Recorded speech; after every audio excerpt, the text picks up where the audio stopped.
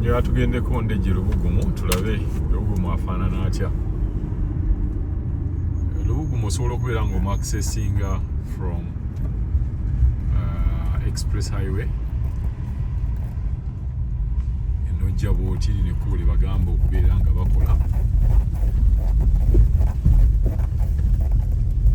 eri wansi eri ojja wano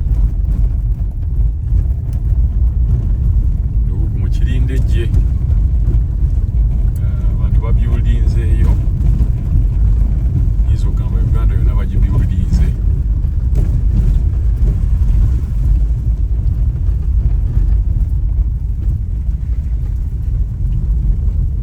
Kalimu abantu bangi kajoininga from Lubugumu you join to Zanta n'ogenda ku Mastoowa, from Mastoowa n'ogenda Lufuka n'ogenda Kibutika n'ogenda Zana Namasuba. Mbadde njagala tuyiteko side eno, then olaba developments. Waliwo omwami bamuyita Ali tugambye tumukwatireko ku kikubo kino kuba yakireka nga bagamba bagenda kubeera nga bakikola. So according to video nga bw'ogiraba baagaziya ekkubo era olaba ennyumba ezimu bagenda bazimenya ne zeeyongerayoko, naye ng'ekkubo lyennyini lyo tebannabeera nga balikolako. Extension z'ennyumba n'ebisaakaate zo weeziri.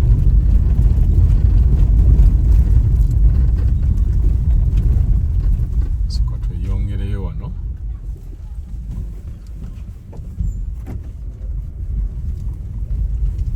Amayumba ogalaba eri mangi nnyo agali eri ku lusozi wano wansi, nnyanja gyeri, express highway wali wansi, mayumba mangi nawo ge bazimbyewo. Life kwete Uganda gyeri kati atagirimu embeera ng'eno. Wano olabira video gy'otudde oba oli mu nsi ki oba oli mu nsi ki, Uganda ekyafu efaanana bweti.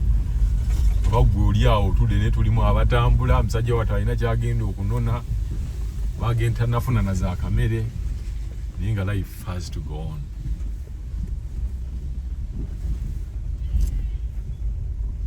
Taxi zikyaliyo gw'olinyira train, taxi zikyatuuba, boda oyinza okubeera nga mu nsi mwoli tolabanga na ku boda efaanana eti. So developments zo zigenda mu maaso. Simanyi ba video yaffe neebeeramu akasana kangi kuba direction y'omusana Katonda yagezaako okwadjustinga abe nga tugogoka. So eno embeera gyeri Uganda.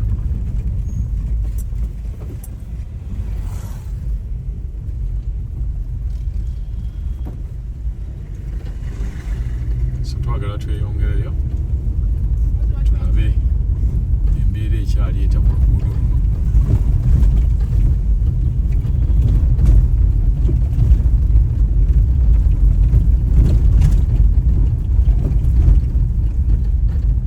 Okubeerawo nga omaze emyaka 2-3 myaka 15 nga kye bayita taxi nga kino nga tokyakirinya, naye tekijjaawo okubeera nti embeera eno abantu bagirimu. Naye ng'olinnya train,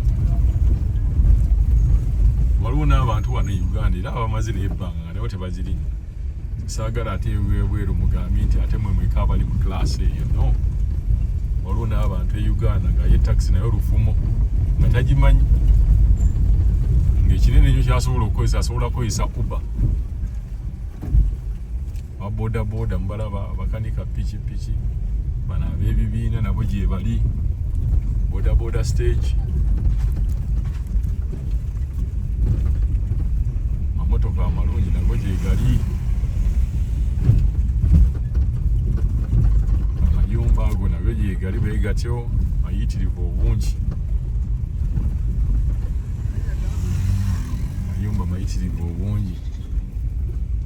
tugenda kutandika okugwa mu katawuni ke Lubugumu leka nakali wano mu maaso.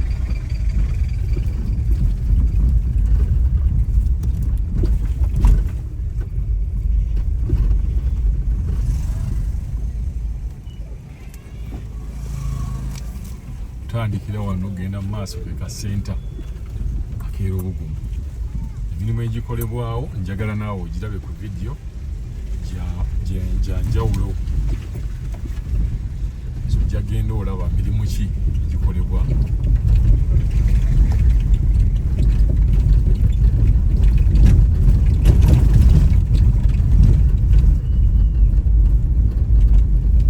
Nyinza ogamba population y'Endejje esingamu basiraamu, though bali mixed nti n'amadiini amalala, naye nga population yesinga basiraamu ebasinga okubeera eno. Naye amachurches mwegali kano katawuni kaakaawo special ndowooza muziraba ziizaawo, ebizimbe bazimbire. Katawuni ino kano kakwatira ddala olw'eggulu, kabeeramu abantu bayitirivu obulungi. Kati bwe kafaanana katawuni k'e Lubugumu. Sempa shopping mall yawo.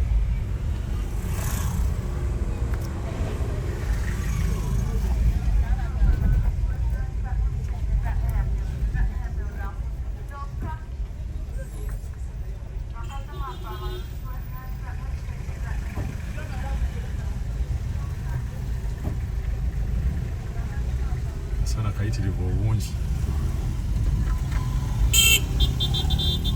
Sana kayitirivu obungi.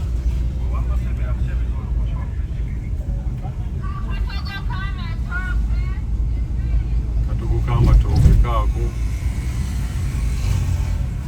akayimba ka nnusu 25,000 Bawulwandi Company. Ako bakategeerera ddala 25,000 nga weerira ng'ogenda ogwawo ebaka. Tewali kuleka sente z'akameeza. Mayumba no zamugalaba eri waggulu naye mayitirivu obungi.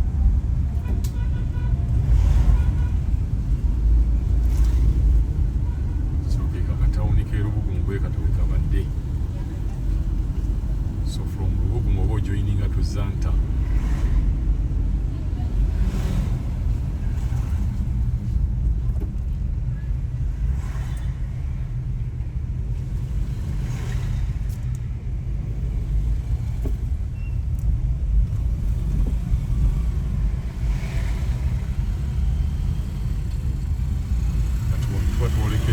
Ndejje Zanta.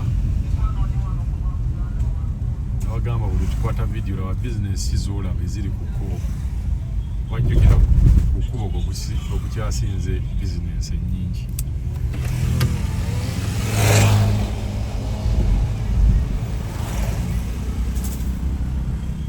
Bizinesi z'ebikajjo ziizaawo.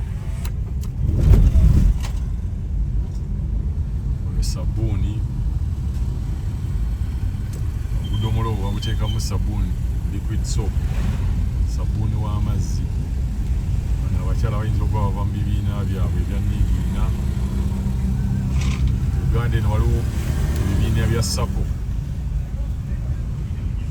Tusoona ne tuwoono, tusoona ne tuwoolya. Abakyala bayettanira nnyo. Naye waliwo abakyala abayingira mu bibiina ebyo nga balina ebigendererwa. Ye lwatuuka okuwa banne kasita bamuwa, lwatuuka okuwa banne ng'agamba teziriiwo.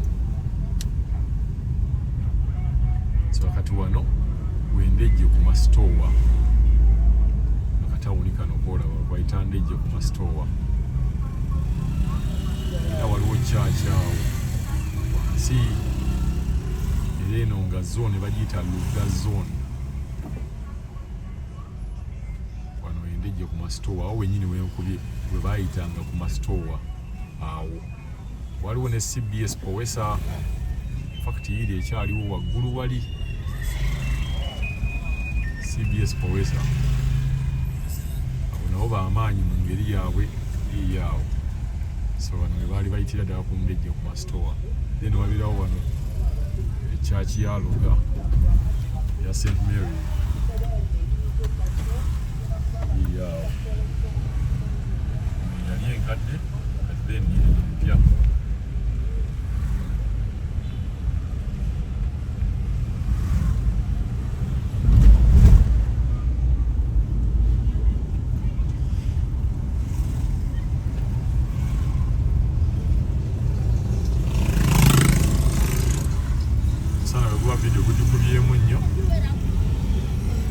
tujja tu-excusinga for that. Naye ye time gye tufunyeemu okubeera nga tukwata vidiyo eno.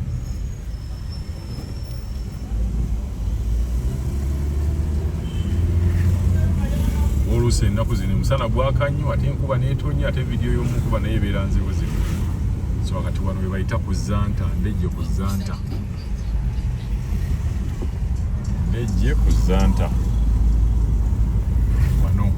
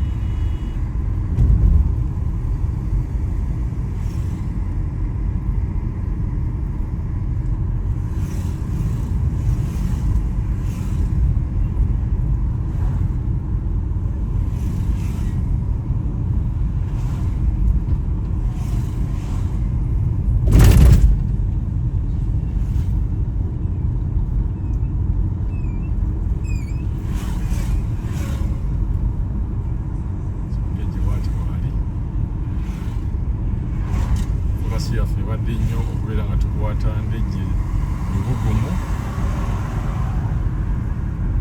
Ndejje ku Mastoowa ne Ndejje Zanta.